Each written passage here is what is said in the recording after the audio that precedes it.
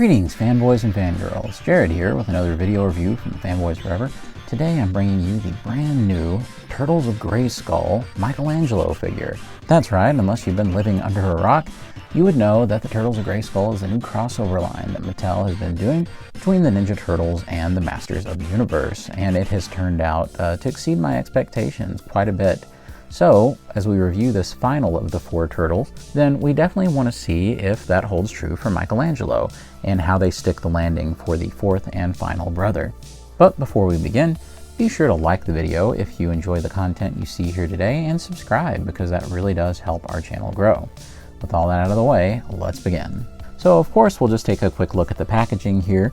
You can see that they once again have excellent artwork, and I love the colors on the package. What strikes me as funny about this one is if you look on the back, they have Michelangelo making a very serious face, and that's really funny compared to the facial expression that the figure is actually making. There's this hilarious little bit of a direction about Michelangelo's accessories, so I think you'll enjoy that image as much as I do. All right, let's look at the figure itself. All right, here we have Michelangelo alongside some of his NECA brethren here. I just thought it would be kind of funny to show the latest Michelangelo figure alongside his illustrious older siblings. So having a better look at Michelangelo here, just in concept, there's honestly no other figure like this in the entire line because this is a flat-out comedy figure that I don't want to say it makes fun of the notion, but it's kind of a parody of the notion that the Ninja Turtles would be crossing over with E-Man. Whoever came up with this just as a concept, thank you, because this ended up being absolutely hilarious.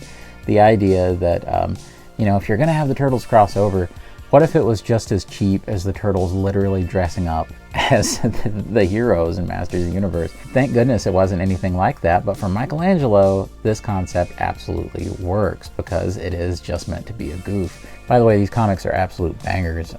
Freddie Williams II, a very prolific Turtles artist, does the artwork in these, and it's some of the very best that you can absolutely find in any of these comics. So they're incredible, and the story is actually really engaging. I would love to have that in a large format because the art is so detailed. It's kind of hard to make out all the little details sometimes.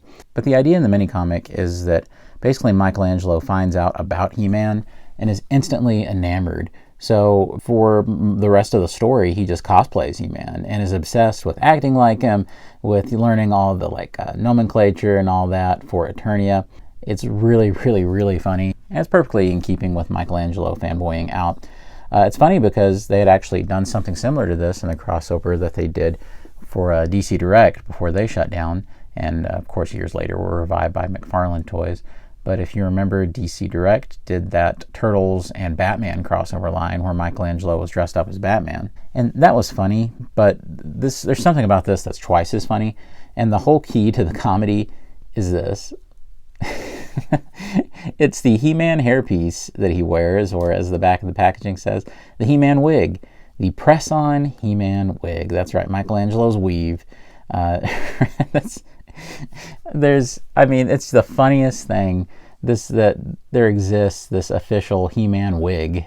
This was a brilliant idea. I was totally taken aback when I first saw this. This was great. The rest of it is actually no slouch in terms of how it's designed. For one thing, Michelangelo has a really lime kind of green skin, which is great because they're doing the thing that I like, where they give all 4 turtles very distinct skin colors, and you'll see that more obviously when we do the comparison here in a little while.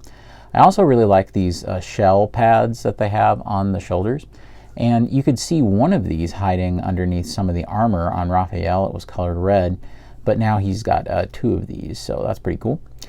He's using the loincloth piece that we've seen repeated a couple of times with Leonardo, and of course he has the furry boots and things. On the back you can see he's got the shell, and just like with all the other turtles, this thing is removable. And there's even some weapon storage right there on the back. You might be able to fit, one pair of nunchucks in there possibly. But it just, clamps right back on using those 2 little ports. Or he can use it as a shield. This harness comes off, but only the orange part. As you can see, the rest of it is literally just flying fists, He-Man armor kind of thing. I think this is really interesting because it's sort of unique looking, especially if you look at the collar and things. I don't know, maybe Mattel's plan, because keep in mind that M is not sculpted on, this is just printed on. Well, maybe Mattel has some further plans for this down the road, or they're already using it somewhere or another and we just don't know about it yet. So I find that bit pretty intriguing. I also think it's interesting that their solution was, instead of doing a whole new chest piece or something, was to just do the harness, which will make it look like parts of the armor, almost to make the armor look recessed in there. So I think that's pretty cool. The nunchucks themselves are actually pretty nice. They actually have, a slightly flexible plastic nunchuck chain here, and you can rotate them within the nunchuck slightly.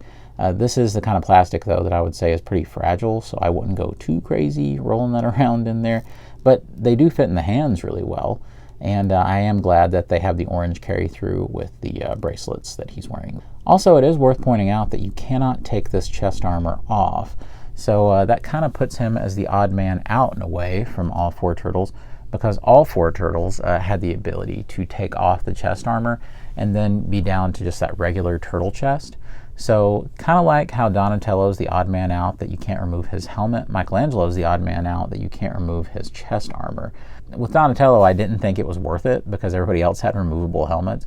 Whereas with Michelangelo, yeah, I totally see why they did it like this, because it keeps him from having too bulky a frame. I think it might have looked a little odd had they tried to go the other way, and this makes it more convincing that he's cosplaying as He-Man. So I think that it works really well, and I'm actually okay with it. I think the turtles, the proportions are a little off to try to use them all without their armor anyway, because they're going to look kind of funny. So without the hairpiece, we can get a better look at Michelangelo's head sculpt. I find it kind of amusing that the sculptors at Mattel have done a better job of capturing, the crazy manic Michelangelo facial expression than we've seen people at like Playmates get right in the past. It's almost like the guys have been chomping at the bit to do something like this, and the expression is just hilarious.